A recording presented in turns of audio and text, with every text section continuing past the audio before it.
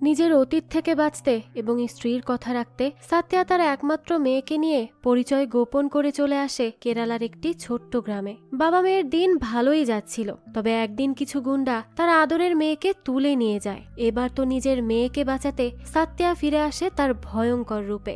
এরপর থেকেই একে একে তার অতীতের সব সত্য প্রকাশ হতে থাকে। তবে কি এমন ঘটেছিল তার অতীতে, তার স্ত্রী আর পরিবারেরই বা কি হয়েছে, জানবো আজকের গল্পে। আর একজন বাবা যে তার মেয়ের জন্য কতটা ভয়ানক আর হিংস্র হয়ে উঠতে পারে, সেটাই দেখবো আজকের গল্প বেবি জনে। শুরুতেই আমরা ইন্ডিয়ার কোনো একটা জায়গা দেখতে পাই, যেখানে একটা ট্রাকে করে কিছু পশুর বডি আনা হয়। সেগুলো ছিল একদম কাটা ছেঁড়া করা, যেন কোনো একটা কসাইখানার শূকরের বডি। খুবই অদ্ভুত লাগছিল সেসব দেখতে। তবে তখনই একটা লোক সেই বডিগুলোকে কেটে ফেলে এবং সেটার ভেতর থেকে বেরিয়ে আসে একটা একটা করে মেয়ে। আর তাদের মুখে ছিল অক্সিজেন মাস্ক লাগানো। বুঝুন ব্যাপারটা কতটা ভয়ঙ্কর। তো তাদের মধ্যে চেক করে দেখা হয় যে কে বেঁচে আছে আর কে মারা গেছে। যারা যারা এদের মধ্যে মারা গিয়েছিল তাদেরকে দ্রুত আলাদা করে ফেলা হয়। অর্থাৎ এরা এভাবেই মেয়ে পাচার করে থাকে, যাতে কেউ ঘুণাক্ষরেও টের না পায় যে তারা মেয়ে পাচার করছে। তো তারা যখন তাদের এই সব কর্মকাণ্ড করছিল, ঠিক সেই সময় সেখানে একজন পুলিশ অফিসার চলে আসে। আর এই পুলিশ অফিসারের নাম হচ্ছে আমানপ্রীত। সে এসেই তো সবগুলো পাচারকারীকে গ্রেফতার করে ফেলে। তারা পুলিশ অফিসারকে এসব করতে বারণ করলেও সে তো তাদের কোনো কথাই শোনে না। কিন্তু সেই সময়ই সেখানে বস নামের একটা ছেলে আসে। সে এসেই আমানপ্রীতকে বলে সে যেন তার ফোনটা একবার চেক করে দেখে। অফিসার তখন তার মোবাইলটা চেক করে, আর ঠিক তখনই সে দেখতে পায় তার মেয়েকে কিছু লোক ব্রিজের সামনে এনে রেখেছে। আর তার মেয়ে চিৎকার করে বলছে, বাবা প্লিজ আমাকে বাঁচাও, প্লিজ বাবা, এরা আমাকে মেরে ফেলবে। এইটা দেখেই তো এবার অফিসার একেবারে নরম হয়ে যায়। সে তো মেয়ের এই অবস্থা দেখে কাঁদতে থাকে, আর ওই বসকে বলে প্লিজ আমার মেয়েকে ছেড়ে দাও, তোমরা তাকে কিছু করো না। তখন ওই বস বলে তোর এসব কান্নাকাটির কাহিনী দেখার আমাদের সময় নেই। এসব শেষ হলে এবার আমার কথা শোন। আমাকে বল তুই এই জায়গার খবর কোথা থেকে পেলি? এখানকার খবর তো তেমন কারো জানার কথা না, তোর কাছে কিভাবে গেল? আর শোন, যদি এই কথা আমাকে না বলিস তাহলে কিন্তু আমার বসরাও তোর মেয়ের চামড়া খুলে ফেলবে, বুঝতে পারলি? আর এরপর তাকে খুব বাজেভাবে মারবে, যা তুই নিজে সহ্য করতে পারবি না। তাই এসব যদি না চাস তাহলে আগে থেকেই বলে দে যে তুই এখানকার খবর কোথায় পেলি। অফিসার তখন তাকে একটা ভয়েস মেসেজ শোনায়, যেখানে অজানা একজন বলে 40 জন মেয়েকে রাওয়ের গ্যাং তুলে নিয়ে গেছে এবং তাদের রেখেছে আলাপুজা ফ্রিজার এয়ার্ডে। তো পুলিশ জানায় সে শুধু এই ভয়েস মেসেজটাই পেয়েছে, তবে সে জানে না সেই লোককে। তখনই বস বলে ঠিক আছে, তোকে 15 দিনের সময় দিলাম, এর মধ্যেই খুঁজে বের কর কে এই লোক। আর এটা খুঁজে বের করতে না পারলে কিন্তু তোর মেয়েকে আর পাবি না, চিরতরে হারাতে হবে তাকে। তাই চিন্তা ভাবনা করে দেখ কি করবি। তখনই ওই বন্দি মেয়েগুলো বলে এবার আমাদের কে বাঁচাবে?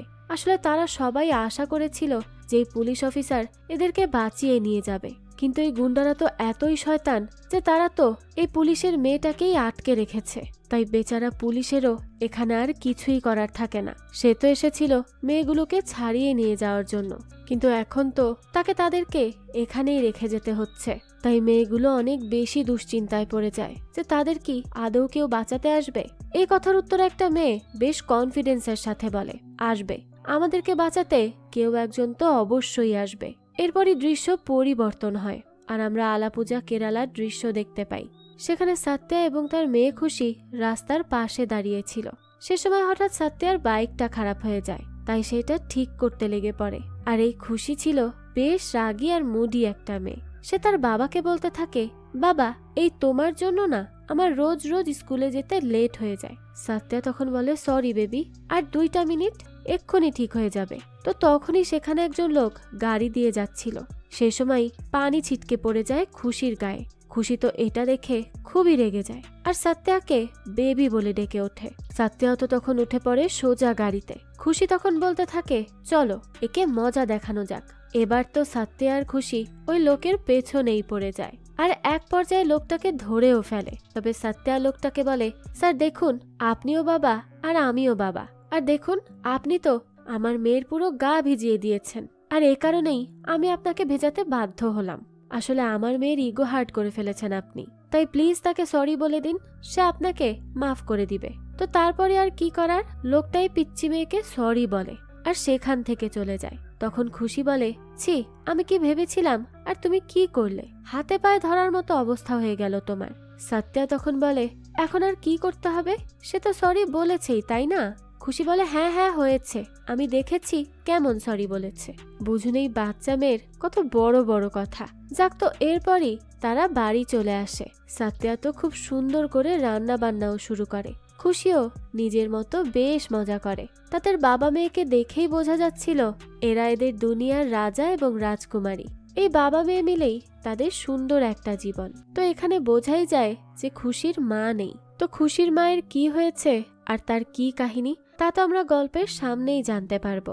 যাক, তো মা না থাকলেও খুশি তার বাবার সাথে বেশ হ্যাপি ছিল। প্রতিদিন তারা বাবা মেয়ে অনেক জায়গায় ঘুর করে বেড়াতো, আর এইসব করতে গিয়েই স্কুলে পৌঁছাতো দেরিতে। তো আজও এরকম দেরি করে আসায় এবার খুশির এক টিচার খুশিকে বলতে থাকে, তুমি লেট করে কেন আসলে, আর উনিকে? খুশি তখন বানিয়ে বানিয়ে গল্প বলতে থাকে যে উনি আমার ভাই, আর আমার ভাইয়ের মন ভেঙে গিয়েছে একটা মেয়ের জন্য, তার মনে অনেক কষ্ট, তাই তো আমার লেট হয়ে গেছে তার মন ভালো করতে গিয়ে। এরকম রোজ রোজই এক একটা কাহিনী করে খুশি। আজ তো আবারও তার লেট হয়। তখন খুশির সেই টিচার তারা আবারও তাদেরকে ধরে আর সত্যাকে বলে, এভাবে লেট করে আসলে কি হবে?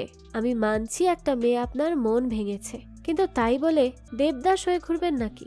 এভাবে কি জীবন চলে? সত্যা তো তার এসব কথা শুনে পুরোপুরি শকড হয়ে যায় আর ভাবতে থাকে যে কোন মেয়ে মন ভাঙলো, কি বলছে উনি। সত্যা তো তার কথার কিছুই বুঝতে পারে না। আর তখনই সে খুশির দিকে তাকায়, আর এবার সে বুঝতে পারে এই সব তার মেয়েরই কারসাজি। তো সত্যা তো এবার খুশির টিচারকে কিছুই বলতে পারছিল না। তো তারাই তখন সত্যাকে বলে, আচ্ছা আপনি ক্লিন শেভ করেন না কেন, তাহলে তো আরো হ্যান্ডসাম লাগবে। সত্যা বলে, ও থ্যাঙ্কস। তো এবার রাতে সত্যা খুশিকে বলতে থাকে, আচ্ছা খুশি শোনো, আমি আজ তোমার টিচারের সাথে দেখা করেছি। খুশি তখন জিজ্ঞেস করে, কোন টিচার বাবা? সত্যা বলে, আমি তো তাকে সেভাবে দেখিনি, আসলে তার চোখ বড় বড় ছিল, চুলগুলো ছিল নুডলসের মতো, আর গাল ছিল একেবারে গোল গোল। খুশি এসব শুনে বলে, তুমি না বললে তুমি তাকে দেখোইনি, তাহলে এত কিছু কিভাবে জানো? যাই হোক শোনো, সে হচ্ছে আমার তারা মিস। সত্যা বলে, হ্যাঁ বুঝেছি, কিন্তু তুমি না ওই টিচারকে টিচার হিসেবেই রাখবে, বুঝলে? অন্য কিছু বানানোর চেষ্টাও করবে না। খুশি এটা শুনে বলে, তুমি আমার হোমওয়ার্কে আগে মন দাও বাবা, তুমি তো ভুলভাল ছবি আঁকো, পরে আমার মাথাটাই খারাপ হয়ে যায়, তুমি তো আমার জীবনকে বরবাদ করে দিলে বাবা। সত্যা এরপর তার মেয়ের কথায় হাসতে থাকে। অন্যদিকে রাতের বেলা বস দেবী নামের একটা মেয়েকে কিডন্যাপ করে নিচ্ছিল, তবে মাঝপথেই দেখা যায় মেয়েটা কোথাও যেন হারিয়ে যায়। সে তো এসবের কিছুই বুঝতে পারে না। তো এর পরদিনই সত্যা তার মেয়েকে স্কুল থেকে নিতে আসে, তবে তার আসতে অনেকটা দেরি হয়ে গিয়েছিল। তাই সে এসেই তার মেয়েকে বলতে থাকে, সরি বেবি, বেকারিতে কিছু কাজ এসে গিয়েছিল, তাই তো লেট হয়ে গেল। কিন্তু তোমার গালে এটা কিসের দাগ? খুশি জানায়, আমার ক্লাসমেট রনি আমাকে মেরেছে। সত্যা এটা শুনে বলে, কিন্তু কেন মেরেছে? খুশি বলে, আমাকে সে বেকারি বেকারি বলে ডাকছিল, টিজ করছিল, তাই আমার রাগ হয়ে যায়। আমি বলেছিলাম আমি বেকারি না, আমার নাম খুশি, তখনই সে আমাকে এভাবে মেরেছে। সত্যা এসব শুনে বলে, তারপর কি তুমি তাকে মেরেছিলে? খুশি বলে, না, কারণ তুমি তো বলেছো ঝগড়া না করতে, সবসময় কাইন্ড হয়ে চলতে, তাই আমি কিছুই করিনি। সত্যা তখন বলতে থাকে, আচ্ছা তো সে কি সরি বলেছে তোমাকে? খুশি জানায়, না বাবা, উল্টো তো সে আমাকে নিয়ে হাসছিল। সত্যা তখন বলতে থাকে, ওহো, এটা তো খুবই খারাপ হয়েছে। আচ্ছা ধরো তোমার সামনে একটা মহিষ এসে পড়লো, এখন তুমি যদি তাকে আদর করে বলো, যা যা এখান থেকে যা, তাহলে কি সে যাবে? খুশি বলে, না তো, যাবে না। সত্যা তখন বলতে থাকে, হ্যাঁ, তখন কি করতে হবে? মহিষের পেটে একটা থাপ্পড় দিয়ে তাকে সেখান থেকে সরাতে হবে। এরকম ভাবেই কিছু মানুষ আছে যাদেরকে তাদের ভাষাতেই বুঝাতে হয়। এটাই জীবন বেবি, বুঝলে? এবার তো খুশি খুবই রেগে যায় আর বলতে থাকে, রনির বাচ্চা, আমি আসছি দাঁড়া। এবার তো সত্যি সত্যি সে রনিকে এক থাপ্পড় বসিয়ে চলে আসে। তো এরপরই তারা দেখা করে সত্যার সাথে আর তাকে বলে, আপনি তাহলে বাচ্চাকে মারপিট শেখান? আপনাকে দেখে তো খুব ভোলা ভালা লাগে, আর তলে তলে এসব করে বেড়ান। সত্যা বলে, দেখুন, আসলে সেলফ ডিফেন্স তো অনেক জরুরি, তাই না? আর আমি আমার মেয়েকে সেটাই করতে বলেছি। তারা এটা শুনে বলে, আরে এরা ছোট বাচ্চা। তো তখনই সেখানে বস চলে আসে আর একটা গাড়িতে ধাক্কা দিয়ে দেয়। তখনই তো খুশির রাগ হয়ে যায় সে বসকে বলতে থাকে, এই বোকা ছোট ছেলে, এদিকে আয়, স্কুলে যাসনি নাকি? এইসব বলে খুশি খুব গালিগালাজ করে ফেলে তাকে। আর সেই সময়ই সাত্যা এসে তার এই অবস্থা দেখে বসকে দ্রুত সরি বলতে থাকে আর খুশিকে নিয়ে গাড়িতে উঠে যায়। তারা তখন বলে, আমাকেও প্লিজ একটু পৌঁছে দিন বাড়িতে। কিন্তু এবার দেখা যায় বাড়ির কথা বলে তারা এসে নামে পুলিশ স্টেশনে। কিন্তু পুলিশ স্টেশন দেখেই কেন যেন সাত্যা বেশ ভয় পেয়ে যায়। এর কারণ তো আমরা পরেই জানতে পারবো। যাক, তো এরপর আমরা এটা জানতে পারি যে আসলে তারা দেবীকে একটা গাড়িতে ভয় পেয়ে লুকিয়ে থাকতে দেখেছিল, তাই সে তাকে নিয়ে সোজা পুলিশ স্টেশনে চলে আসে, তাও সাত্যারই গাড়িতে করে। তবে তাকে কিছুই সে জানায় না, কারণ এই কথা জানালে সে যদি তার সাথে পুলিশ স্টেশনে না আসতে চাইতো। যাক, তো তারা দেবীকে নিয়ে পুলিশ স্টেশনে আসে রিপোর্ট করতে। এবার তারার পেছন পেছন সেখানে চলে যায় খুশিও। সাত্যা তো ভেতরে যেতেই চাইছিল না, কিন্তু খুশির জন্য তাকে বাধ্য হয়ে ভেতরে যেতে হয়। তবে সে অনেকটা মুখ লুকিয়ে লুকিয়ে যাচ্ছিল। তো সে ভেতরে এসেই তারাকে বলে, আপনাকে কে বলেছে খুশিকে এখানে আনতে? আপনি প্লিজ আমার খুশির থেকে দূরে থাকুন। ওই সময়ই সেখানে গল্পের শুরুর সেই অফিসার আমানপ্রীত চলে আসে আর বলতে থাকে, কি ব্যাপার, কি হচ্ছে এখানে?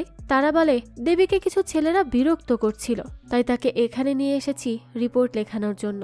আমানপ্রীত তখন দেখা যায় সাত্যার দিকে খেয়াল করে আর তাকে জিজ্ঞেস করে, তুমি কে? তোমার সাথে কি আমার আগে দেহরাদুনে দেখা হয়েছিল? কি হয়েছিল না? তো সাত্যা তখন তার নাম বলে জন, আর সে এখানে অন্য স্টেটের ভাষায় কথা বলছিল আর এটা বলছিল যে সে এখানকার না। তবে তখনই আমানপ্রীত পেছন থেকে সাত্যা বলে ডাকতেই সে থমকে যায়, কিন্তু দেখা যায় আমানপ্রীত বলে সে তো তাকে না, আরেকজনকে ডাকছে। আর এই ব্যাপারটা খুশির টিচার তারাও খেয়াল করে। তার সাত্যার উপর একটু সন্দেহই হয়, কারণ সে তো তাকে তার নাম বলেছিল জন। তাহলে সে সাত্যা নামটা শুনে থমকে কেন গেল?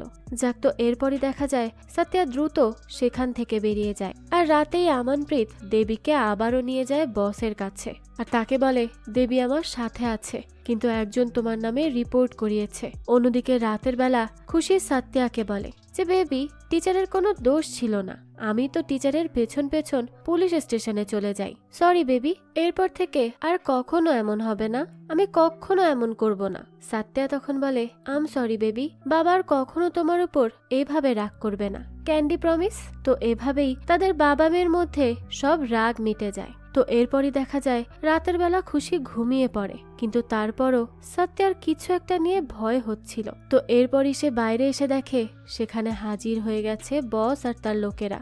বসের লোকেরা সাত্যাকে বেশ মারধর করে আর বলতে থাকে, তুই রিপোর্ট করেছিলি তাই না? এবার রাও সাহেব আসছেন তোর বিচার করতে, বুঝবি এবার মজাটা। সাত্যা তখন তাদেরকে হাত জোর করে বলছিল, আমি কিছুই করিনি, সত্যি বলছি, বিশ্বাস করুন আমাকে, প্লিজ আমাকে ছেড়ে দিন। ওইদিকে তো আমানপ্রীত দেবীকে নিয়ে চলে যায় বসের লোকের কাছে আর বলে, আমার মেয়ে কোথায়? লোকগুলো তখন টিটকারি করে বলতে থাকে, বাহ, এখন অফিসারও দেখছি আমাদের হয়ে কাজ করছে। আসলে আমানপ্রীত বাধ্য হয়েই দেবীকে এখানে নিয়ে এসেছিল, কারণ তার মেয়েও যে তাদের কাছে জিম্মি ছিল। কিন্তু দেখা যায় তারা যখনই দেবীকে হাত লাগাতে যাবে ঠিক তখনই আমানপ্রীত একটা শুট করে দেয় আর লোকটা তখন বলতে থাকে, এই তুই জানিস না রাও সাহেব কেমন লোক, তোকে ছাড়বে না বলে দিলাম। এবার আমানপ্রীত বলে, তুইও জানিস না জন কেমন লোক। 6 বছর আগে সে ছিল খারাপের জন্য শয়তানের মতো আর ভালোর জন্য ভগবানের মতো। সে হচ্ছে আইপিএস সত্যা ভার্মা। এই কথা বলেই আমানপ্রীত ফাইনাল শুট করে দেয়। অর্থাৎ সে যখন সত্যাকে দেখেছে তখনই তাকে চিনতে পেরে গিয়েছিল। আর এদিকে দেখা যায় তারাও ইন্টারনেটে সত্যাকে নিয়ে সার্চ করতে থাকে, কারণ তারও যে একটু সন্দেহ হচ্ছিল। আর এখানে সার্চ করে সে জানতে পারে যে এই জন আসলে একজন আইপিএস অফিসার আর তার আসল নাম সত্যা। আর এদিকে যখন ওই গুন্ডাগুলো এবার সত্যার মেয়ের দিকে যাচ্ছিল তখনই সত্যা তার ভোলা ভালা রূপ বদলে ফেলে। এতক্ষণ তো সে চুপচাপ মার খাচ্ছিল, তবে এখন সে এমন ভাবে তাকায় যে তার তাকানোতেই সবাই ভয় পেয়ে যায়, সবার তো আত্মা কেঁপে ওঠে। তো তখন সত্যা বলতে থাকে, আয় আমার মেয়েকে টাচ করে দেখা, সাহস থাকলে আয় বলছি। তো এবার তো শুরু হয় সত্যার ফাইট। একে একে সে সবাইকে মারতে থাকে, মেরে মেরে সবার অবস্থা খারাপ করে দেয়। তখনই রাও এসে বলে, তাহলে তুই মৃত্যুর নাটক করেছিলি, তুই আসলে মরিসনি, আজ তো তোকে আমি মেরেই ফেলবো সত্যা। তখন সত্যা রাওকেও সেখানেই মেরে দেয়, আর সেখানে যতজন ছিল সবার অবস্থা নিঃশেষ করে ফেলে। তার এতটাই রাগ হয়ে গিয়েছিল। আর ঠিক তখনই সেখানে দৌড়ে আসে তারাও। তো এখান থেকে দৃশ্য চলে যায় 6 বছর আগে মুম্বাই শহরে, যেখানে 2টা বাচ্চা স্কুলে আসে, কিন্তু দেখা যায় কিছু মাতাল গুন্ডা তাদের স্কুল দখল করে পড়ে থাকে। আর আজ তো একটা বাচ্চার মাথায় বোতলই ভেঙে ফেলে। এরা এত খারাপ ছিল, তাই সেখানে পুলিশ অফিসার চলে আসে। কিন্তু দেখা যায় এই গুন্ডাগুলো এতই বদ যে তারা পুলিশ অফিসারকেও আঘাত করে বসে। কাউকে মানছিল না তারা। তো এবার না পেরে একজন কনস্টেবল কল করে অফিসার সত্যা বর্মাকে।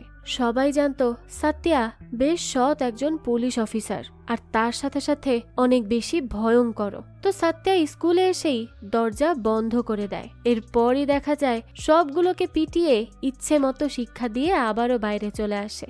সবাই তখন ভাবতে থাকে, বাহ, কারো হাত ভাঙেনি, পা ভাঙেনি, কিন্তু সমস্যারও সমাধান হয়ে গেল। সত্যি সত্যার মতো অফিসার খুব কম হয়। আসলে সেখানকার সবাই ছিল সত্যার ফ্যান। সবাই তো তার আরো বেশি প্রেজ করতে থাকে, কারণ সে সব সময় মানুষের যে কোনো বিপদে আপদে কোনো প্রশ্ন করা ছাড়াই ঝাঁপিয়ে পড়ে, আর নিজের সর্বোচ্চটুকু দিয়ে সবাইকে সহায়তা করার চেষ্টা করে। অন্যদিকে আমরা তখনকার খুব ভয়ঙ্কর একজন সন্ত্রাসী আর পাচারকারীকে দেখতে পাই, যাকে সবাই নানাজি বলে ডাকে। সে আজ একটা লোককে খুব বাজেভাবে খুন করে, যা দেখে এটা বোঝা যায় যে সে খুবই নৃশংস একজন মানুষ। তার মনে বিন্দুমাত্র মায়া মমতা নেই। এদিকে দেখা যায় সত্যা এবং তার মা মাধবী এসেছে কনে দেখতে। মাধবী সত্যাকে বলে, যদি এখন বিয়ে না করিস তাহলে পণ্ডিত মশাই বলেছেন আগামী 3 বছরেও কোনো বিয়ের তারিখ নেই, তাই চুপচাপ আমার কথা মতো বসে থাক। এবার কনের সাথে কথা বলে তারা জানতে পারে যে তার তো বয়ফ্রেন্ড আছে, তাই সে সত্যাকে বিয়েই করবে না। তাই মেয়েটা সত্যাকে রিকোয়েস্ট করে বলে, প্লিজ ভাইয়া, আপনি বাইরে গিয়ে বলুন না আমাকে আপনার পছন্দ হয়নি, প্লিজ, আমি আপনাকে বিয়ে করতে চাই না, আমার বয়ফ্রেন্ড আছে, বুঝতেই তো পারছেন। তখন সত্যা বলে, ও আচ্ছা আচ্ছা, ঠিক আছে বোন, আমি দেখছি। তো এবার তো ফেরার পথে গাড়িতে মাধবী বলতে থাকে, তুই কি আমার মরার পর বিয়ে করবি? অর্থাৎ সত্যা ওই মেয়েকে মানা করে দিয়ে চলে এসেছে। তাই তো তার মা রেগে ছিল, কিন্তু সত্যা বলে, আরে মা, এখানে আমার কি দোষ? আচ্ছা চিন্তা করো না তো, সব একদিন ঠিক হয়ে যাবে। তখনই সেখানে একটা বাচ্চা ছেলে চলে আসে সাহায্য চাইতে, আর তাকে সত্যা বলে, আমি যদি তোকে স্কুলে পাঠাই তাহলে তুই যাবি? ওই সময়ই সেখানে একটা গুন্ডা এসে বাচ্চাটাকে মেরে বিদায় করে দেয়। মানে এদের দিয়ে ভিক্ষা করিয়ে ব্যবসা করে এই গুন্ডা। এবার তো সত্যাকে সে হুমকি দিয়ে সেখান থেকে বিদায় হতে বলে, কিন্তু সত্যা কি এসব শুনে চুপ থাকার পাত্র? তাই সে মাধবীকে বলে, মা, তুমি একটু অপেক্ষা করো তো, আমি যাবো আর আসবো। মাধবী তখন বলে, দেখ, আমার কিন্তু খুব ভয় করছে সত্যা, উল্টোপাল্টা কিছু করিস না, এরা ভালো না। সত্যা বলে, মা, বিশ্বাস করো, আমার কিচ্ছু হবে না। মাধবী তখন বলতে থাকে, তোকে নিয়ে ভয় পাচ্ছি না, আমি ভয় পাচ্ছি ওই গুন্ডাকে নিয়ে, না জানি তাকে তুই কি করবি। এটা শুনেই তো সত্যা হেসে দেয় আর বলে, আরে আমার মাটা কত কিউট। তারপরে সত্যা সেই গুন্ডার কাছে যায়, আর এই গুন্ডা বলে, নানাজিকে জানিস তুই? সত্যা বলতে থাকে, তুই সত্যাকে জানিস? এই কথা বলেই সে ফাইট শুরু করে দেয়, আর বেশ মারধর করে অবস্থা খারাপ করে হসপিটালে নিয়ে আসে তাকে। সেখানেই আমরা ডাক্তার মীরাকে দেখতে পাই। মীরা গুন্ডাগুলোকে জিজ্ঞেস করে, কিভাবে হলো এসব? সে বলে, পুলিশ মেরেছে, আবার পুলিশে এখানে এনেছে আমাদের। এবার মীরা সত্যাকে ডেকে আনতে বলে। সত্যা আসতেই মীরা বলে, পুলিশ হয়ে এইভাবে মারবেন? জানেন একটা হাড্ডি ঠিক হতে কত কষ্ট হয়, কত কিছু সাফার করতে হয়? সত্যা বলে, এই সব কিছুই যদি ছোট্ট বাচ্চাদের সাথে হয়ে থাকে তখন? মীরা এটা শুনে বলে, মানে? সত্যা বলে, এই গুন্ডা প্রায় 14টা বাচ্চাকে টর্চার করেছে, কারো চোখ নষ্ট করেছে, কারো পা ভেঙেছে, আবার কারো মাথা ফাটিয়ে দিয়েছে, আর এরপরই তাদের দিয়ে ভিক্ষার ব্যবসা করাচ্ছে। এরকম আর 14 জন ছিল সিগনালে, আর সারা শহরে হয়তো 90 জনের মতো আছে। তাই আমি এদেরকে মেরেছি, আর আমার মনে হয় আমি কোনো ভুল করিনি, তাই আমি সরিও বলবো না। তো এবার মীরা বুঝতে পারে যে সত্যা কোনো অন্যায়ভাবে কাউকে মারেনি, সে যা করেছে একদম ঠিক করেছে। এতে তো সে সত্যার প্রতি বেশ ইমপ্রেস হয়ে যায়। তারপরই বাচ্চারা এসে সত্যাকে বলে, ভাইয়া, আমাদের স্কুলে ভর্তি করাবে, আমরা সবাই পড়তে চাই। সত্যা বলতে থাকে, হ্যাঁ অবশ্যই, তোমরা এখন চাইল্ড হাউসে যাও, আমি এসে কাল দেখা করব। মীরা তো এসব দেখে বেশ ইমোশনাল হয়ে যায়, আর সত্যাকে জিজ্ঞেস করে, বিয়ে করেছো? সত্যা জানায় না। মীরা তখন জিজ্ঞেস করে, তো কি গার্লফ্রেন্ড আছে? সাত্যা জানায়, না সেটাও নেই। মীরা তখন বলে, ওকে। সাত্যা এটা শুনে বলে, ওকে মানে কি বলতে চাইছো? মীরা তখন বলে, সন্ধ্যায় আমার শিফট শেষ হবে, তখন দেখা করো, বুঝলে? এবার তো সাত্যা খুব এক্সাইটেড হয়ে মীরার সাথে দেখা করে, কারণ একটা মেয়ে নিজে এসে তাকে দেখা করতে বলেছে। তো সে মীরাকে জিজ্ঞেস করে, ওই ওকের মানে কি ছিল? মীরা বলে, আসলে আমার হার্ট আগে কাউকে দেখে এরকম ওকে সিগন্যাল দেয়নি, সবসময় নো নো সিগন্যালই এসেছে। এই প্রথম তোমার সাথে কথা বলার পরই ওকে সিগন্যাল এসেছে। তো এখানে তারা একে অপরের সাথে কথা বলার মাধ্যমে এটা বুঝিয়ে দেয় যে তারা রিলেশনশিপে আসতে চায়। তারা দুজনই একজন আরেকজনের উপর ইমপ্রেস ছিল। এদিকে নানার ছেলে আশ্বিন এসে আবদার করে সে মিনিস্টার হতে চায়, যাতে করে সে সবার উপরে পাওয়ার খাটাতে পারে। নানাও তো তার ছেলের কথায় বলে, ঠিক আছে, আজ থেকে তুমি ফাইন্যান্স মিনিস্টার। অন্যদিকে সাত্যা আজ মীরার সাথে একটা সাধের অনুষ্ঠানে আসে, সেখানে তার মাও গিয়েছিল, আর সাত্যাকে তার সাথে দেখে সে বাড়িতে নিয়ে আসে। তো কিছুক্ষণ কথা বলার পরই মাধবী সাত্যাকে বলে, না আমার তো একদমই পছন্দ হয়নি ওই মেয়েকে। সাত্যা বলে, কিন্তু মা সে তো খুব সুন্দর দেখতে। মাধবী তখন বলে, আমি বলেছি তো আমার পছন্দ হয়নি, তাই বিয়ের কথা ভাববিও না, আর তাকে এখন বাড়ি পৌঁছে দিয়ে আর কখনো তার সাথে যোগাযোগ করবি না। সাত্যার তো মনটাই খারাপ হয়ে যায়, তাই সে চুপচাপ মীরাকে তার বাড়ি পৌঁছে দিতে আসে। মীরা তখন জিজ্ঞেস করে, কি হয়েছে, মন খারাপ? সাত্যা বলে, আম সরি মীরা, মা আসলে বাচ্চার মতো, যখন যা মনে আসে বলে ফেলে। মীরা বলতে থাকে, সমস্যা নেই, উনি যা বলার তো বলেছেনই। সাত্যা তখন বলতে থাকে, মা কি বলেছেন? তো মীরা বলতে থাকে, উনি তো বলেছেন আমাকে একদমই পছন্দ হয়নি, তাই আমাদের বিয়ের কোনো চান্স নেই। সাত্যা এটা শুনে বেশ মন খারাপ করে ফেলে। তখনই আবার মীরা হেসে দিয়ে বলে, আরে কি হলো? সাত্যা তখন অবাক হয়ে বলতে থাকে, হাসছো কেন? মা কি বলেছেন সত্যি করে বলো তো। এবার ফ্ল্যাশব্যাকে দেখা যায় মাধবী বলে, আমি আমার ছেলেকে খুব আদর যত্নে বড় করেছি, তাকে ঘিরেই আমার দুনিয়া। তো আমার এই ইচ্ছা নেই যে তার পছন্দের বিপক্ষে যাওয়ার, কিন্তু আমার একটা ভয় হচ্ছে, যদি তুমি আমাকে পছন্দ না করো তাহলে তো তুমি তাকে আমার থেকে দূর করে দিবে, আর তোমাদের বাচ্চা হলে সেও আমার থেকে দূরে থাকবে। কিছু মনে করো না, আমি এইভাবে বলছি বলে। আসলে এইরকম হলে আমার তার সাথে কাটানো 30 বছর তো বেকার হয়ে যাবে, তাই শুধু ভয় থেকে বলছি। মীরা তখন বলে, আচ্ছা আপনার কখনো মনে হয়নি একটা মেয়ে চাই? মাধবী বলে, হ্যাঁ আমার তো সবসময় একটা মেয়েই দরকার ছিল। আমি তো সাত্যা হওয়ার আগে মেয়ে ভেবে অনেক কাপড় চোপড় কিনেছিলাম, কিন্তু তারপর সে আমার জীবনে এসে পড়ে। তবে আমার ছেলে আমার জান। মীরা বলতে থাকে, আমারও মা নেই, আমাকে আমার বাবা খুব ভালোবাসেন, কিন্তু বরাবর আমি একজন মায়ের কমতি অনুভব করেছি। সবসময় ভাবতাম আমারও যদি একটা মা হতো তাহলে তাকে বলতাম আমার চুল বেঁধে দিতে, তার সাথে শপিং করতে গিয়ে দামাদামিও করতাম, আর খুব মজা করতাম। তাই আপনি কি হবেন আমার মা? এবার তো মাধবী ইমোশনাল হয়ে যায় আর তাকে খুব পছন্দ করে ফেলে। বর্তমানে সাত্যা এসব শুনে বলে, তো মা আর কি বলল? মীরা বলে, তিনি তো জিজ্ঞেস করেছেন হানিমুনে কোথায় যাব। সাত্যা তো এই কথা শুনে লাফানো শুরু করে দেয়। তো পরদিনই সাত্যার কাছে আম্বা নামের একটা মেয়ের মা বাবা আসে। তারা তাদের মেয়েকে গত 3 দিন ধরে খুঁজে পাচ্ছে না। সাত্যা বলে, 3 দিন আগে কি রিপোর্ট করেননি? আম্বার মা বলে, হ্যাঁ করেছি, কিন্তু তারা আমাদের বলেছে আমাদের মেয়ে নাকি পালিয়ে গেছে। কিন্তু আমি জানি আমার মেয়ে এরকম না, তারা মিথ্যা বলছে, তাই দয়া করে আমার মেয়েকে ফিরিয়ে দিন স্যার, এখন আপনিই শেষ ভরসা। তো এরপরই সাত্যা পুরো দমে আম্বাকে খুঁজে বের করার মিশন শুরু করে। আম্বা যে স্টেশনে সবসময় নামতো সে সেই স্টেশনে আসে আর খেয়াল করে ওখানে একটা কুকুর কালো বড় গাড়ি দেখে দৌড়ে যায় বারবার। দোকানি বলে, আসলে আম্বা নামের মেয়েটা এই কুকুরকে সব সময় বিস্কুট দিত, এখন কুকুরটা গত 3 দিন তাকে না দেখায় পাগল হয়ে গেছে। সাত্যা কনস্টেবল রামকে বলতে থাকে, কুকুরকে এখনই গাড়িতে তোলো। রামও সেটাই করে, তবে যেতে যেতে বলে, স্যার কুকুরকে কেন আনলেন? সাত্যার উত্তরে বলে, কুকুরদের আলাদাই কানেকশন আছে, তারা যদি কারো ক্লোজ হয়ে যায় তাহলে তারাই মানুষের ক্ষতি দেখলে সব মনে রাখতে পারে। এই কুকুর কালো বড় গাড়ি দেখলেই চেঁচামেচি করে, তার মানে আম্বাকে কেউ এভাবেই তুলে নিয়ে গেছে। তো এরকম সাত্যা অনেকভাবে খোঁজ খবর করে একটা মাঠের মতো জায়গায় পৌঁছে। কুকুরটা সেখানে দৌড়ে গিয়ে আম্বার ব্যাগ বই দেখায়, আর তখনই সেখানে আম্বা পা খুঁড়িয়ে খুঁড়িয়ে হেঁটে আসে আর ভাইয়া বলে ডাক দেয়। সাত্যা তো এটা দেখা মাত্রই পাগলের মতো দৌড়ে আসতে থাকে তাকে সেখান থেকে বাঁচানোর জন্য। তবে তখনই সেখানে আম্বার গায়ে ধীরে ধীরে আগুন লাগতে থাকে। সাত্যা এবং আম্বার মা বাবা তো প্রাণপণ চেষ্টা করে আসতে থাকে। সাত্যা নিজের ইউনিফর্ম খুলে আম্বার আগুন নেভায়, যার ফলে সাত্যারও পিঠের একটা অংশ পুড়ে যায়। তবে এত কষ্ট করার পরও আম্বা বাঁচতে পারেনি। সাত্যা তো এই ভয়ঙ্কর মৃত্যুটা হজম করে উঠতে পারছিল না। তার কাছে বারবার আম্বার ওই মায়া ভরা নির্দোষ মুখটা ভেসে উঠছিল। আম্বা তো সাত্যাকে নিজের হিরো মনে করত, আর এটা আম্বার বাবা আম্বার খাতা দেখিয়ে সাত্যাকে বোঝায়, আর তার কাছে মেয়ের শেষ বিচার চায়। সাত্যাকে এরপর ডাক্তার বলে আম্বাকে ভয়ঙ্কর রকমের শারীরিক নির্যাতন করা হয়েছে। তার ইন্টেস্টাইনের মধ্যে যেন গরম লোহার মতো কিছু দেওয়া হয়েছে, আর তার পাও ভাঙা ছিল। মানে আম্বা আগুনে পুড়ে মারা যায়নি, সে বাঁচতে পারত, কিন্তু এই সমস্ত কিছু তাকে বাঁচতে দেয়নি।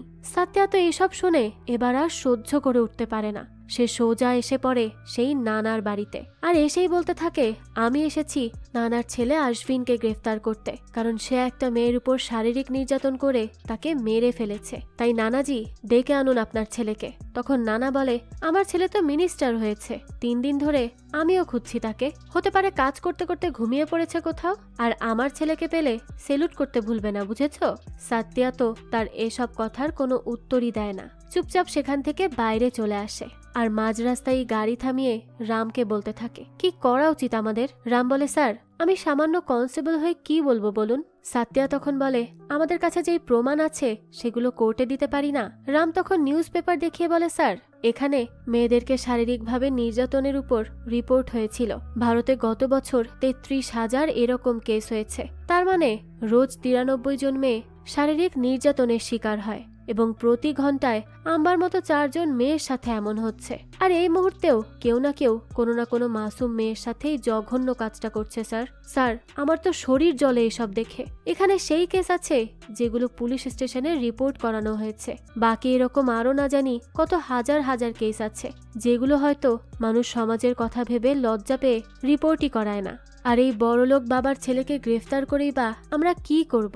10 দিনও লাগবে না, সে সম্মানের সাথে মুক্ত হয়ে আমাদের সামনে দিয়ে হেঁটে যাবে, আর আমরা কিছুই করতে পারবো না। তো এই দেশে স্যার গরিবদের কোনো মূল্য নেই, এরা এভাবেই কোনো বড় লোকের জাতা কলে পিষ্ট হবে। তো এই সব শুনে সাত্যা বলে আচ্ছা ধরো তুমি পুলিশের জবে নেই, আর সেই লোক তোমার হাতে পড়ল, তখন কি করবে? এর উত্তরে রাম বলে স্যার আমি তো তাকে সেখানেই পুড়িয়ে মারবো। এটা শুনেই তো সাত্যার হাত থেকে তখন সিগারেটটা পড়ে যায়। তাই রাম বলে সরি স্যার আমি এটা ফেলে দিচ্ছি। এবার রাম যেই সামনে খড়কুটোতে সিগারেটটা ফেলে তখনই সেখানে দাও দাও করে আগুন জ্বলে ওঠে, আর ওখান থেকেই পুড়তে পুড়তে বেরিয়ে আসে আশ্বিন। তো সাত্যা তো আরো আগেই একে এখানে এনে বেঁধে রেখেছিল। রাম তখন বলে স্যার কি করছেন? সাত্যা বলে কেন, তার বাবা বলেছিল না তাকে পেলে স্যালুট করতে, তো সেটাই করছি। রাম তখন হেসে বলে ও হ্যাঁ স্যালুট। তারপরে সাত্যা কল করে সেখানে নানাকে ডাকে। ডাক্তার আসে, প্রেস মিডিয়া আসে। নানা বলে তো তুমি আমার ছেলেকে খুঁজে পেয়েই গিয়েছো, কোথায় সে? সাত্যা বলে আসুন দেখাচ্ছি। এবার আশ্বিনের পোড়া গলা বডি দেখে তো আতকে ওঠে নানা। ডাক্তারকে সাত্যা বলে কি বুঝলেন বডি দেখে? ডাক্তার বলে এটা খুবই ভয়ঙ্কর মার্ডার ছিল। সাত্যা তখন বলে আচ্ছা তাই নাকি, কিভাবে হলো? সে এমন ভাব করছিল যেন কিছুই জানে না। যাক, তো ডাক্তার বলে কেউ তাকে 2-3 দিন টানা টর্চার করেছে, তার প্রাইভেট পার্ট কেটেছে, তার হাড্ডিও ভেঙে দিয়েছে, আর এরপরই তাকে পুড়িয়েছে মুখ বেঁধে, যাতে করে অন্তত তার মুখ দেখে আমরা তাকে চিনতে পারি। অর্থাৎ কোনো সাইকোপ্যাথের কাজ এটা। সাত্যা বলে আচ্ছা বুঝতে পেরেছি।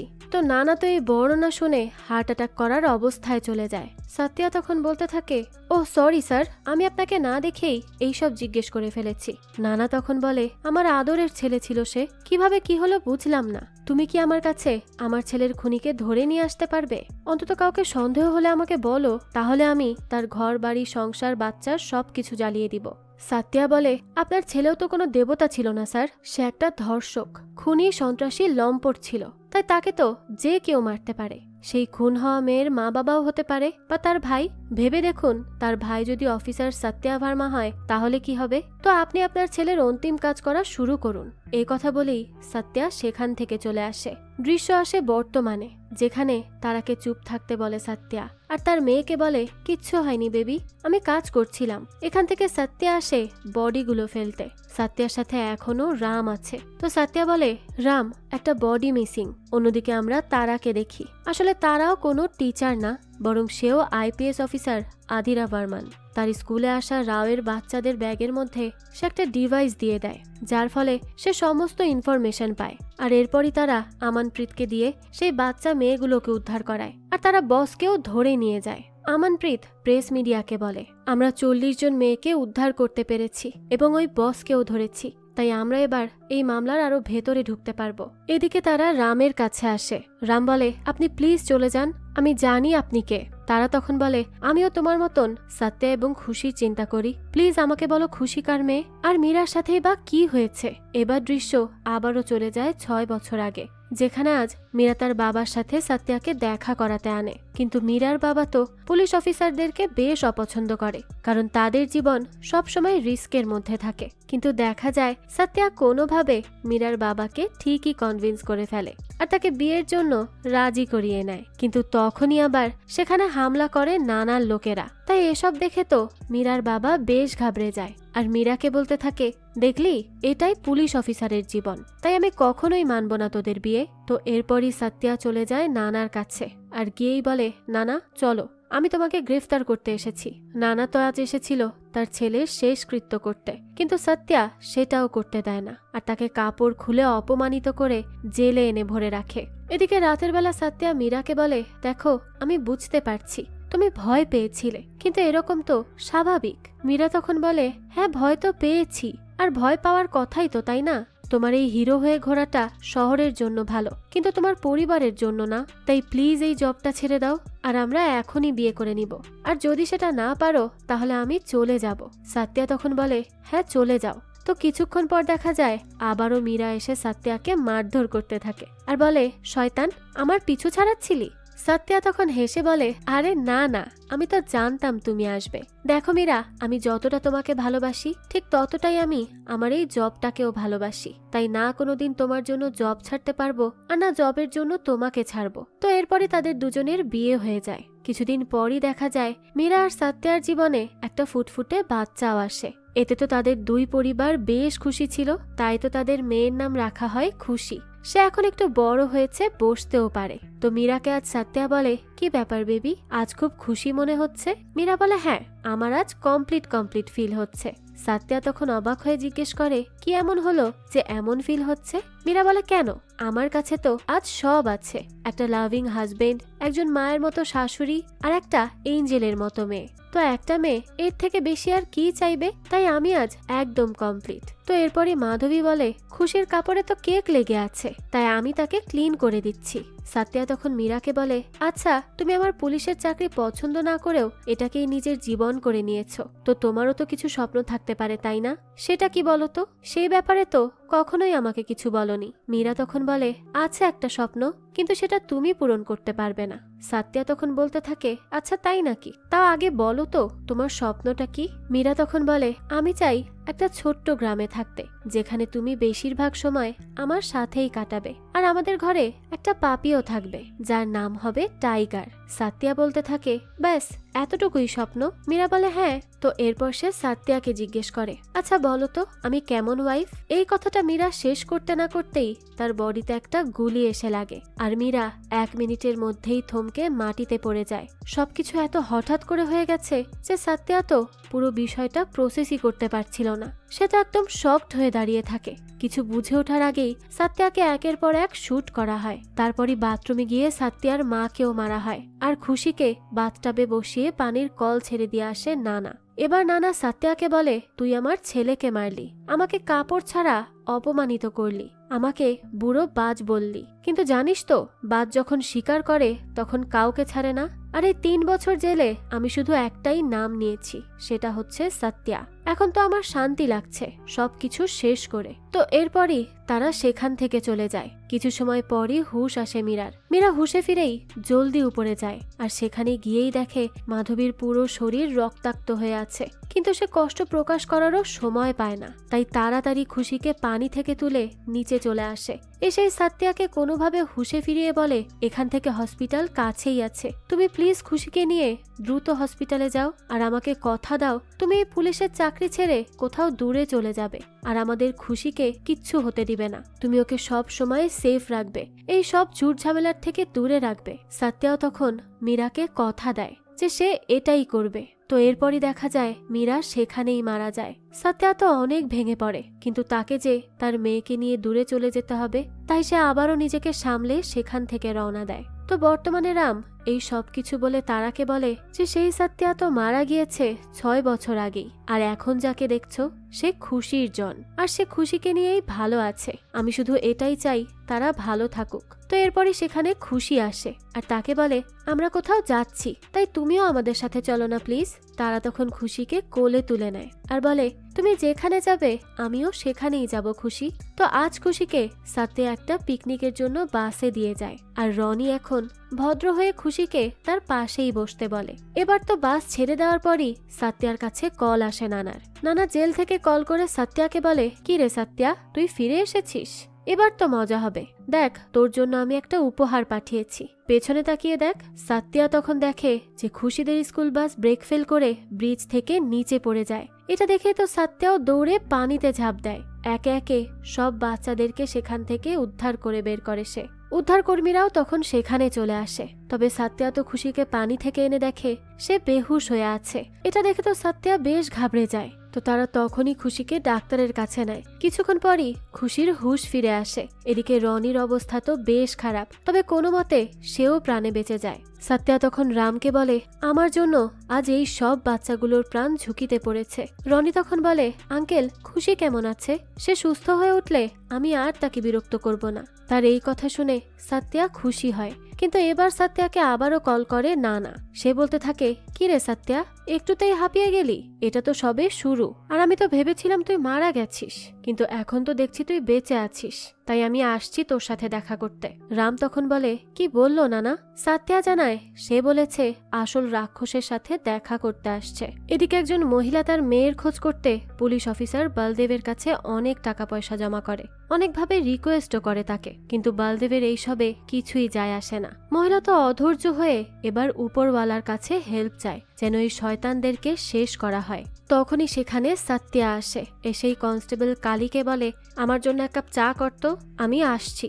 আর এবার গিয়ে সাত্যা এমন ভয় দেখায় বলদেবকে যে বলার বাইরে। তারপরই সে কালীকে বলে এই টাকা পয়সা যার যার তাকে তাকে ফেরত দিয়ে দিবি। কালী তখন বলে কিন্তু স্যার, বলদেব স্যার জানলে তো মেরে ফেলবে আমাকে। তখনই সে উপরে তাকিয়ে দেখে বলদেবকে তো বাজেভাবে মেরে ঝুলিয়ে রেখেছে সাত্যা, তার মানে সে আবারও আগের ফর্মে ফিরে এসেছে। পরদিনই পুলিশ এসে কালীকে জিজ্ঞেস করে সে কি দেখেছে। কালী বলে সাত্যা স্যার এসেছিলেন আর উনি মেরেছেন। সাত্যা স্যার তো বেঁচে উঠেছেন। এবার তো পুলিশ তাকে পাগল বলে চলে যায়, কারণ সবাই তো জানে সাত্যা মারা গেছে। কারণ সেদিন যখন নানা সাত্যার পুরো পরিবারকে মেরেছিল, সেদিন সে যাওয়ার আগে ওই বাড়িতে একটা বোমা ফিট করে রেখে যায়, আর সেই বোম ব্লাস্ট হয়ে পুরো বাড়ি আগুনে জ্বলে পুড়ে ছাই হয়ে যায়। আর এরপরই সবাই ধরে নেয় যে সাত্যাও হয়তো সেই আগুনে পুড়ে মারা গিয়েছে, তবে সে তো সেখান থেকে তার মেয়েকে নিয়ে অনেক আগেই পালিয়ে গিয়েছিল। তো এবার দেখা যায় চারিদিকে এই নিউজ ছড়িয়ে পড়ে যে সাত্যার ভূত এইসব করছে। এদিকে তো একের পর এক নানা লোকেদেরকে ধরে ধরে মারছিল সাত্যা। চারদিকে মানুষ তাকে বলছিল মহিলাদের রক্ষক, গরিবের বন্ধু, আরো অনেক কিছু। সবাই তো অনেক খুশি হয় সাত্যা ফিরেছে এটা জানতে পেরে। এবার নানাকে তার লোক বলে আমাদের ভাই বলদেবকে সাত্যাই মেরেছে, সবাই বলছে সে ফিরে এসেছে, এখন কি হবে নানা? নানা বলে সাত্যাকে আর ফিরতে দিব না, আর বলদেবকে যে মেরেছে তাকে আজ রাতেই উপরে পাঠানো হবে। তো আজ বিল্ডিং এর কাজে 8 জন ব্যক্তির প্রাণ যায় খারাপ সেফটির জন্য, সেটাও নানার লোকের ছিল।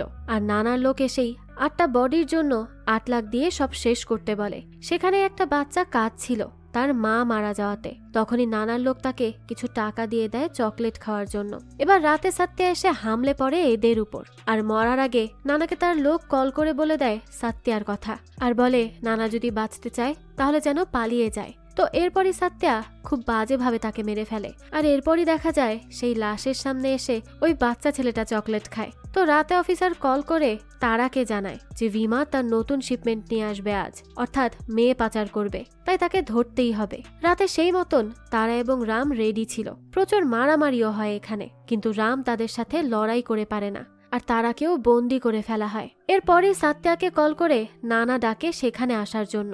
সাত্যা তো সবটা বুঝে দৌড়ে আসে সেখানে। নানা বলে বাহ, 2 মিনিট আগেই চলে আসলি। সাত্যা বলে দেখ, যা সমস্যা সব আমার আর তোর মধ্যে, তাই আমার মেয়েকে প্লিজ ফিরিয়ে দে। অর্থাৎ তারা এর মধ্যে খুশিকেও বন্দি বানিয়ে নিয়েছিল। নানা তখন বলে আমি হচ্ছি গড, আর গডের সামনে কেউ এইভাবে চায় নাকি? সাত্যা এরপর হাঁটু গেড়ে হাত জোর করে বলে, প্লিজ আমার মেয়েকে ছেড়ে দে। নানা বলতে থাকে, আচ্ছা আমি তোকে কাঁদতে দেখতে পারবো না তো? সত্যি বলতে আমি জানি না এখানে কোন কন্টেইনারে তোর মেয়ে আছে, সেটা তো ভিমা জানতো, কিন্তু ভিমা তো উপরে আছে যেখানে আমি পৌঁছাতে পারবো না। তো এরপর সে বলতে থাকে, এই সাত্যাকে কেউ হেল্প করো ওখানে পৌঁছাতে। তো এবার তো সাত্যাকে প্রচুর মারধর করা হয়। ওইদিকে কন্টেইনারে খুশি সবাইকে বলে, আমরা যদি একসাথে চেষ্টা করি তাহলে হাতিকেও হারাতে পারবো। খুশি তো একা একাই কন্টেইনারে ধাক্কা দিতে থাকে, তারপরই তার সাথে মিলে তারাও ধাক্কা দেয়, আর এবার একসাথে বাকি মেয়েরাও ধাক্কা দিতে থাকে। ওইদিকে সাত্যাকে চাকু দিয়ে আঘাত করার সময় সাত্যা কল্পনা করে মীরা তাকে এসে বলছে, সাত্যা খুশি, ওকে বাঁচাতে হবে। আর এই কথা অনুভব করেই তো সাত্যা আবারও তার শক্তি ফিরে পায়, আর 1 মিনিটের মধ্যেই সব কয়টার অবস্থা খারাপ করে ফেলে। তারপরে কন্টেইনার থেকে সবাইকে বের করে আনে। নানাকেও মেরে সে একটা চেয়ারে ফেলে রাখে। খুশি তো সাত্যাকে তখন বলতে থাকে, বাবা আমি একটু এই দাদুর সাথে কথা বলতে চাই। খুশি তখন নানাকে বলে, আমি জানি দাদু, তোমার জন্য আজ আমার মা আমার পাশে নেই, কিন্তু আমার বাবা বলেন যদি কেউ তার ভুল বুঝে মাফ চায় তাহলে তাকে মাফ করে দেওয়া উচিত। তাই তুমি ভয় পেও না দাদু, আর সরি বলে দাও, তাহলে আমার বাবাও তোমাকে মাফ করে দিবে। কিন্তু নানা বলে, আমি সিংহ, আমি ক্ষমা চাইব না। এটা শুনে খুশি বলে, ধুর তুমি আর বুঝবেই না, তাই বেবি তাকে তার ভাষায় বোঝাও তো। এবার তো খুশি তারাকে এখান থেকে নিয়ে চলে যায়।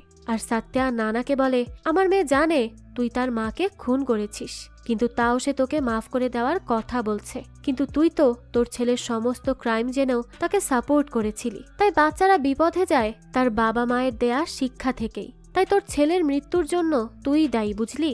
আমার উচিত ছিল তোকেও তখন মেরে ফেলা, কিন্তু আমি তোকে মারার থেকে বেশি আমার মেয়েকে লালন পালন করার দিকেই বেশি ফোকাস দিয়েছি। তাই আজ আমার একজন বাবা হিসেবে জিত হয়েছে। নানা তখন বলতে থাকে, মেরে দে আমাকে, না হলে আবারও আসবো তোকে শিকার করতে। তোর মতো কত আসলো গেল? সাত্যা তখন বলে, আমার মতো এসেছে, কিন্তু আমি প্রথম এসেছি। এই কথা বলেই সাত্যা নানাকে মেরে সেখান থেকে চলে যায়। দৃশ্য পরিবর্তন হয়, যেখানে আমরা দেখতে পাই পুলিশ অফিসার নিজেই বিদেশিদের কাছে নারী পাচার করছিল, আর এই ব্যাটাই হলো এই নারী পাচারকারীর মূল হোতা। তো এই বদ পুলিশ অফিসার তাকে বলতে থাকে, স্যার নতুন করে ইন্ডিয়া থেকে মেয়ে আনতে পারিনি এই ঘোস্ট গ্যাং এর জন্য। ঘোস্ট গ্যাং এর লিডার হচ্ছে সাত্যা, তবে এদের থেকেও বড় আর একজন আছে। এবার সেখানে আনা হয় এজেন্ট ভাইজানকে, আর তারপরই ভাইজান এবং বেবি জন মিলে এদের সাথে ফুল ফাইট করে। তারা সেই অফিসার এবং ওই বিদেশি পাচারকারীকেও সেখানেই মেরে ফেলে। এরপরই সবকিছু বোম দিয়ে উড়িয়ে দেয়, আর এরই সাথে এই গল্পটাও এখানেই শেষ হয়ে যায়। এই তো ছিল এক বাবার কাহিনী যে তার মেয়ের জন্য সবকিছু করতে পারে। যাক, তো এই গল্পটা আপনাদের কাছে কেমন লেগেছে সেটা অবশ্যই আমাদেরকে কমেন্ট করে জানাবেন। যদি এতটুকুও ভালো লেগে থাকে তাহলে একটি লাইক দিয়ে যাবেন। আর হ্যাঁ, আমাদের এই চ্যানেলে কিন্তু প্রতিনিয়তই নতুন নতুন ভিডিও আপলোড করা হয়। সেই সব ভিডিওর আপডেট পেতে আমাদের চ্যানেলটিকে সাবস্ক্রাইব করে বেল আইকনে অল দিয়ে রাখতে কিন্তু ভুলবেন না।